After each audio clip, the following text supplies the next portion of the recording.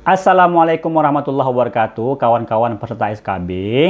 Kembali lagi kita. Dalam video kali ini kita akan mengulas dan kita akan membahas tes kepribadian khusus yang kemarin sempat tertunda.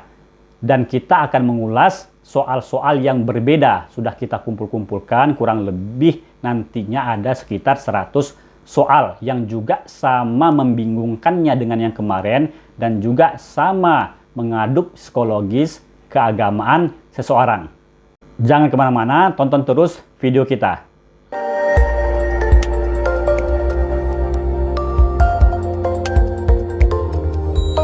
Kawan-kawan peserta SKB, semoga sukses, tetap optimis, meskipun kawan-kawan misalnya dalam ujian-ujian kemarin itu tidak bisa menjawab secara maksimal. Dan tentunya untuk ujian terakhir nanti di psikotes, usahakanlah sehabis-habis mungkin kawan-kawan untuk belajar lagi. Semoga mudah-mudahan pada ujian-ujian terakhir nanti kawan-kawan mendapatkan nilai yang maksimal. Yang pastinya tetap usaha dan berdoa.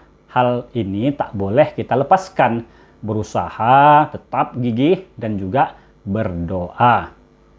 Oke kawan-kawan, sebelum kita mengulas, kita perlu juga melihat bagaimana sistem penilaian dari soal-soal kemarin. Nah, dari soal-soal kemarin itu, kebanyakan kita menjadi bingung lagi bagaimana sebenarnya sistem penilaiannya. Mana nilai yang paling tinggi. Nah, kalau berdasarkan skala Likert, itu sudah jelas. Ada runutannya, ada urutan penilaiannya. Namun, dari contoh-contoh soal kemarin, banyak yang membingungkan kita sehingga banyak juga misalnya kita itu memilih sesuai atau tidak sesuai. Nah, ini kita akan jelaskan. Kalau berdasarkan skala Likert sudah jelas, sudah ada urutan skalanya. Skala yang paling tinggi, kemudian yang menengah, sedang, dan yang paling bawah. Namun dari contoh-contoh kemarin terkadang kita berpikir jangan-jangan ini tidak memakai skala, tetapi menggunakan model mungkin yang kita sebut nilainya acak saja. Nilai yang paling tinggi adalah nilai yang menurut penulis soal itulah yang paling tepat. Misalnya bisa saja di pilihan sesuai atau tidak sesuai. Jadi tidak mesti di pilihan sangat sesuai atau sangat tidak sesuai. Nah, ini kita akan lihat. Sebagai contoh, soalnya agama adalah pedoman satu-satunya hidup. Sangat sesuai, sesuai, tidak sesuai, sangat tidak sesuai. Nah, jadi kalau pertanyaan ini model skala Likert, nah, kalau pernyataan agama adalah pedoman satu-satunya hidup positif, maka sangat sesuai nilainya 3, sesuai nilainya 2, tidak sesuai nilainya 1, sangat tidak sesuai nilainya 0. Nah, ini misalnya skalanya 3, 2, 1, dan 0. Dia berurut. Dan begitu juga jika pernyataannya negatif, kalau kita pilih sangat tidak sesuai, 3, tidak sesuai 2, sesuai 1, sangat sesuai 0. Nah, inilah dia model Likert. Tapi yang jadi masalah adalah kalau dia model acak. Nah, jika agama adalah pedoman satu-satunya hidup, nah, kalau dia pernyataan tersebut positif, kalau kita memilih sangat sesuai misalnya, nilainya 2. Ini misalnya, kalau sesuai nilainya 3. Tidak sesuai 1. Sangat tidak sesuai 0. Nah, ini kan 2, 3, 1, 0 ini acak saja dia. Yang paling tinggi di sini adalah sesuai. Nah, kenapa dia paling tinggi? Nah, ini kita tidak tahu. Mungkin bisa saja disitulah penilaian yang dibuat oleh penulis soal. Mungkin pernyataan agama adalah pedoman satu-satunya hidup, nilai yang paling tinggi itu adalah di sesuai. Nah, begitu juga di pernyataan yang negatifnya. Nah, jadi dia tidak urut, acakan. Nah, acak ini siapa yang meletak acak? Yaitu ya penilai sendirilah. Dan begitu juga misalnya kalau kita contohkan kepada satu kasus soal yang lain. Jika pernyataannya positif, nah bisa saja nanti penguji membuat nilai paling tinggi itu adalah di sangat sesuai. Nah, kalau kita lihat, kalau di sini sangat sesuainya 2, di sini 3. Kok bisa berbeda? Lagi-lagi ini kan acak, terserah oleh pembuat soal. Nah, inilah, jadi model acak itu tidak beraturan dia. Nilai yang paling tinggi itu ya terserahnya penilai atau pembuat soal. Jika nilai acak ini yang dipakai, nah, apa kriteria penilaian yang paling tinggi? Nah, ini dia yang menjadi masalah. Tapi, sebelum kita ke sana, apa kriteria pernyataan negatif atau positif? Karena sebelum kawan-kawan menjawab sangat sesuai atau tidak sesuai, maka tentukan dulu apakah kriteria tersebut negatif atau positif. Kapan pernyataan itu negatif dan kapan pernyataan itu positif. Nah, ini dulu yang paling penting.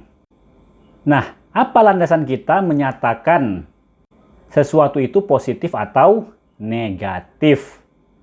Nah, bagi saya yang pertama itu adalah ilmu, yaitu konsep-konsep pengetahuan. Nah, itulah landasan kita membuat negatif atau positif. Atau yang kedua adalah landasan kita berbangsa dan bernegara. Nah, ini bagi saya, landasan saya membuat pernyataan tersebut negatif atau positif itu adalah, pertama ya konsep keilmuan itu sendiri. Yang kedua adalah dilandaskan oleh komitmen kita berbangsa dan bernegara. Contoh, agama saya adalah agama yang paling benar. Nah, kira-kira ini pernyataan positif atau negatif? Apa kriterianya sehingga pernyataan agama saya adalah agama yang paling benar itu dinyatakan positif atau negatif? Nah, kita lihat. Yang pertama, konsep pengetahuan yang kita yakini. Nah, berdasarkan konsep pengetahuan yang kita yakini, maka agama kita lah yang paling benar. Kenapa? Karena kalau kita yakini agama lain yang paling benar, kenapa kita nggak memeluk agama tersebut? Nah, kan begitu konsepnya. Apalagi konsep di masing-masing agama, tentu sajalah agama dia yang paling benar. Nah, kemudian kalau kita landaskan kepada yang kedua, nah, permasalahannya adalah apakah pernyataan ini, pernyataan agama saya adalah agama yang paling benar, kalau ditinjau dari pernyataan kita, misalnya sebagai orang yang berkomitmen berbangsa dan bernegara, yang mengarah kepada pandangan yang moderat. Cocok enggak itu? Kita katakan agama saya adalah agama yang paling benar. Oke, secara konsep akidahnya oke. Tapi kalau secara umum, bisa nggak kita katakan agama saya adalah agama yang paling benar? Kan seakan-akan ini mengatakan agama orang itu tidak benar. Secara akidahnya boleh, tapi secara kita misalnya berwarga negara bagaimana? Nah, disinilah timbullah kebingungan menyatakan positif atau negatif. Nah, jika kita lebih mengedepankan konsep keyakinan kita, maka jelas kita akan memilih positif. Namun jika kita lebih memilih kepada misalnya agar kita tidak dianggap orang yang sok paling benar, maka kita lebih memilih kepada yang kedua, yaitu negatif. Nah, ini kan di sini kebingungan kita. Dan itu tentu saja berpulang kepada masing-masing kawan. Nah, kemudian kita akan bahas tentang kriteria nilai yang paling tinggi. Apa kriteria nilai yang paling tinggi? Apakah sangat tidak sesuai, sesuai, atau sangat sesuai? Nah, kalau tadi kan kriteria kita dalam memilih positif atau negatif. Nah, ini sekarang kriteria nilai yang paling tinggi dari jawaban yang ada. Jika kita memakai skala Likert, maka selesai masalah. Karena apa? Skala Likert itu kan runut dia. Nah, dan jika kita memakai acak, pertanyaannya mana nilai yang paling tinggi? Misalnya kita jawab positif. Agama saya adalah yang paling benar. Sudah kita tentukan, itu positifnya. Nah, jawaban mana yang paling tinggi? Kalau dia sangat sesuai, kenapa sangat sesuai paling tinggi? Kalau sesuai, kenapa sesuai yang paling tinggi? Nah, kan di sini yang membingungkan kita. kita tidak tahu bagaimana kriteria penilaian yang paling tinggi. Dan kita tidak mendapatkan jawaban. Dan kita juga tidak mendapatkan kisi-kisi yang jelas. Kalau berdasarkan skala Likert, jelaslah yang paling tinggi itu adalah yang bersangatan. Sangat sesuai atau sangat tidak sesuai. Tapi kalau model acak ini kita tidak tahu. Dan ini jelas hanya pembuat soal lah yang paling tahu. Kita tidak mendapatkan gambarannya. Nggak ada gambaran, jawaban, bisikan maupun penerawangan tentang kriteria nilai yang paling tinggi kalau berdasarkan model yang acak. Nah, dan akhirnya apa? Up to you, terserah Anda mau pilih yang mana. Akan tetapi, pastikan kita bisa menyatakan positif atau negatif. Itu yang paling penting. Oke kawan-kawan, kita akan langsung saja kepada pertanyaannya. Kita akan coba pertanyaannya. Yang pertama, fatwa tokoh-tokoh agama tidak harus mesti diikuti. Sangat tidak sesuai, tidak sesuai, sesuai, sangat sesuai. Nah, kira-kira apa jawaban kawan-kawan? Fatwa tokoh-tokoh agama tidak harus mesti diikuti. Nah, ini apakah sangat tidak sesuai, sesuai, atau sangat sesuai? Nah, pertama sekali itu pilih apakah ini positif atau negatif. Dan bagi saya, ini adalah positif. Kenapa positif? Kita lihat, fatwa tokoh-tokoh agama tidak harus mesti diikutin. Nah, ini adalah pernyataan yang positif. Kenapa? Secara keilmuan, nah ini secara keilmuan kita jelaskan dulu. Bahwa fatwa tokoh-tokoh agama itu pada dasarnya dia tidak mengikat. Jadi siapa yang mau mengambil silahkan. Siapa yang tidak mau mengambil, mengikuti silahkan. Kan begitu. Nah, fatwa ulama atau tokoh-tokoh rohani ataupun siapapun mereka diikuti itu oleh umatnya karena umatnya yakin terhadap fatwa tersebut. Tapi fatwa tersebut tidaklah mengikat orang untuk harus diikuti. Itu secara konsepnya. Di dalam konsep Islam pun begitu juga. Fatwa itu terserah kita juga sebenarnya. Fatwa siapa yang mau kita ambil? Apakah mazhab Syafi'i misalnya ataukah mazhab Hanafi? Ya silahkan saja. Oleh sebab itu dia tidak harus mesti diikuti. Nah, kemudian dalam konsep bernegara juga fatwa itu kan tidak mengikat. Dia bukan seperti undang-undang. Terserah oleh masyarakatnya. Nah, jadi ini adalah pernyataan yang positif. Namun, apakah positifnya itu sangat sesuai atau sesuai? Nah, di sini kawan-kawan lah, apakah sangat sesuai atau tidak, atau apakah sangat sesuai atau sesuai. Terkadang sebagian kita bingung juga. Kalau dipilih sangat sesuai, seakan-akan kita ini terkesan liberal. Nah, jadi ada yang menganggap, ya sudahlah kita mengambil sesuai saja biar seperti di tengah-tengah begitu. Tapi ini juga lagi-lagi ini tidak ada kriterianya. Alasan saya mengambil sesuai itu biar tidak terlalu terkesan sangat. Kalau sangat ini kan terlalu ke kutub.